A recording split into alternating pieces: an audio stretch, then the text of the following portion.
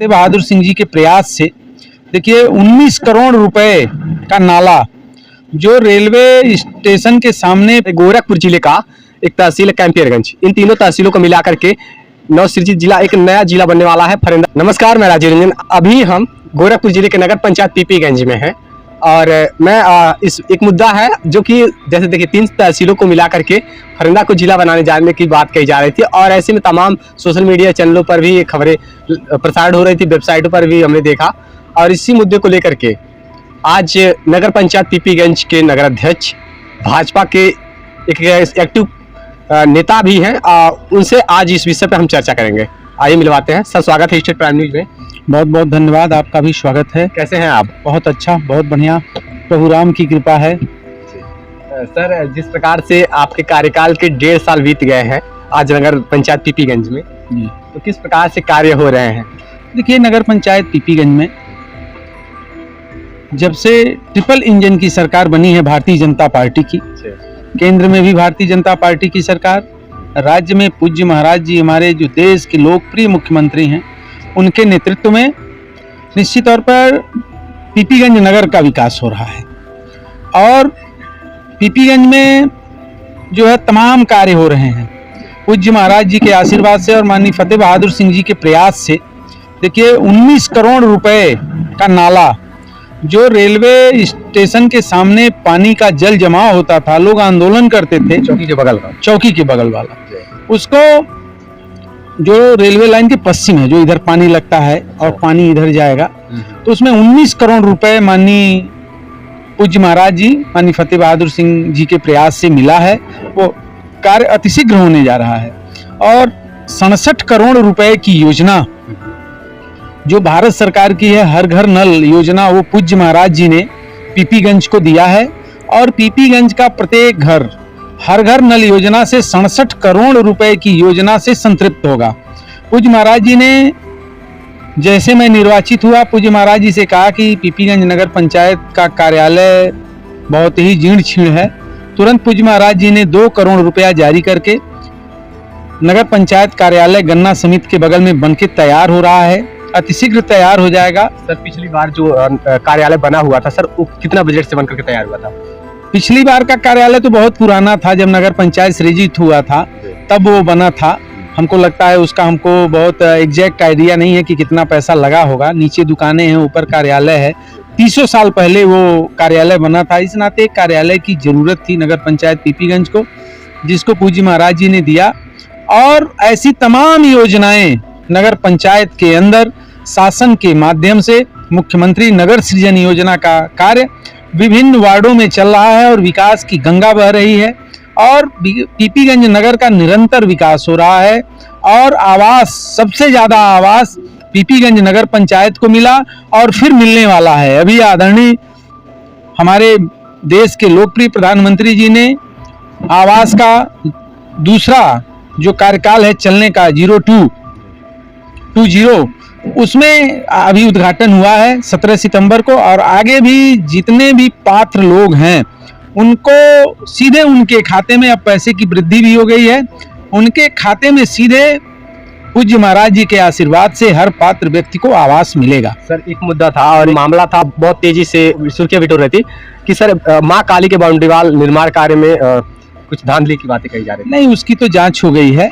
देखिए, वो विवादित स्थल था और कुछ लोग जमीन को कब्जा किए थे। कुछ भू माफियाओं की नजर थी उस जमीन पर, जिसको वो कब्जा करके बेचना चाहते थे। उनके मंसूबे फेल हो गए। वो निश्चित संगठित गिरोह बना करके नगर पंचायत को बदनाम करने की कोशिश किया।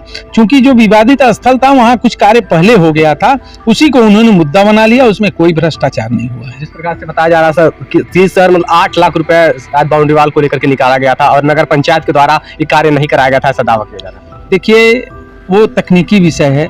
14 लाख का काम कोई 1, 1.5 लाख, 2 लाख में कैसे करा देगा? अगर कोई चंदे की बात करता है तो जो काम 15 लाख 14 लाख रुपए का है, वो काम 2 लाख में क्या संभव है? क्या 3 लाख में संभव है? क्या 4 लाख में संभव है? क्या? मैं ऐसे लोगों का पुनः स्वागत करता हूं जो अपने पैसे से हमको जानकारी दिए होते तो शायद ये घटना नहीं घटी होती। गुप्ता जी करके कोई थे सर, उनके द्वारा बताया जा रहा था कि बनवाया गया है। नहीं, मैं विनोद गुप्ता जी से मिला था, मेरी चर्चा भी हुई थी। मैंने कहा अगर आपने किसी व्यक्ति को चंदा दिया तो आपको नगर पंचायत कार्यालय को एक लिखित रूप से देना चाहिए था, बताना चाहिए था, अवगत कराना चाहिए था।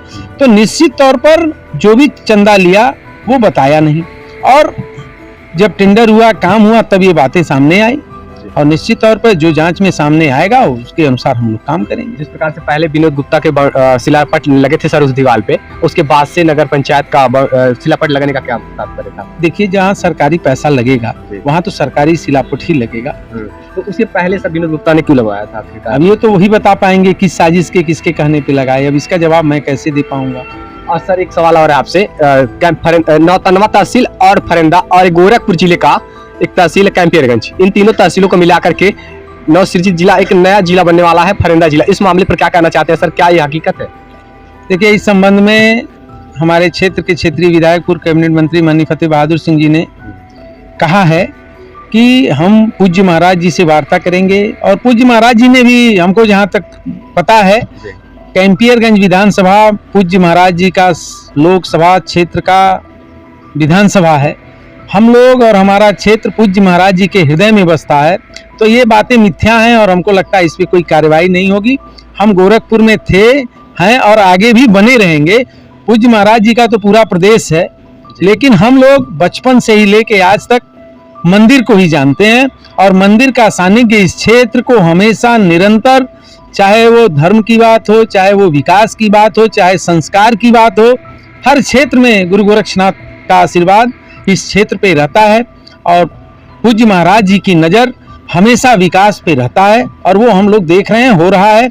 उन्हीं की देन है कि आज हमारे नगर में 19 करोड़ रुपए की लागत का नाला बनने जा रहा है, तो इसको विशेष कृपा ही कहेंगे।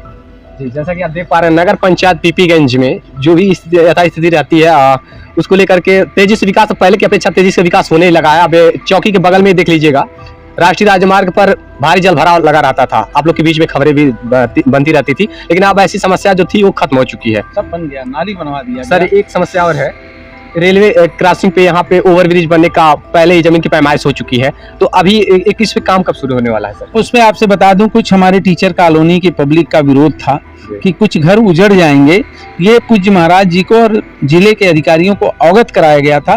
तो पूज्य महाराज जी ने उसमें उन्होंने कहा कि इसका कोई समाधान निकाल करके ही इसका निर्माण कार्य कराया जाए। निश्चित तौर पर वो विचाराधीन है, और वो जल्दी ही अतिशीघ्र कार्य शुरू होगा, क्योंकि जाम की समस्या है, इस बात को पूज्य महाराज जी भी जानते हैं, तो इसका निर्णय जल्द ही होगा। और सर ये ओवरब्रिज सर कितने दूरी में बनकर तैयार होगा? अब उसका ड्राइंग है, ड्राइंग के हिसाब से जो सुविधा है वो सेतु निगम को मिला हुआ है कार्य, तो जैसा ड्राइंग है, जैसी सुविधा होगी उस हिसाब से वो बनेगा। बहुत बहुत धन्यवाद सर अपना बहुमूल्य वक्त देने के लिए। बहुत बहुत धन्यवाद, आपने अपना समय दिया, इसके लिए बहुत बहुत धन्यवाद। देख रहे थे नगर पंचायत पीपीगंज से, और जो भी रहेगा ऐसा स्थिति आप सभी के समक्ष रखी जाएगी। देखते रहिए प्राइम न्यूज। और बताया जा रहा था ना कि फरेंदा एक जिला बनने वाला है 3 तहसीलों को मिलाकर के, तो ऐसी बात जो थी, और ये आपने देखा भी यहाँ के क्षेत्रीय विधायक फतेह बहादुर सिंह जी के द्वारा भी एक पोस्ट डाली गई थी, और उन्होंने भी ये कहा था कि ऐसी कोई बात नहीं है। और यहाँ भरोइया ब्लॉक के ब्लॉक प्रमुख के द्वारा भी एक पोस्ट डाली गई थी। ऐसे में इन सब बातों को जो बताया जा रहा फरेंदा क्या जिला बनने की बातें, तो ये सब मिथ्या साबित हो रही है। अभी कुछ कहा नहीं जा सकता इस पे, और जब तक कि स्वयं मुख्यमंत्री ना इस मुद्दे पर कुछ कह दे। और 75 जिले हैं ही वैसे वर्तमान में, और वैसे 76वां जिला हो जाएगा कि होगा कि नहीं होगा, और इस पे केवल मुख्यमंत्री जी के द्वारा ही ये निर्णय लिया जा सकता है, अभी कुछ कहा नहीं जा सकता। और देखते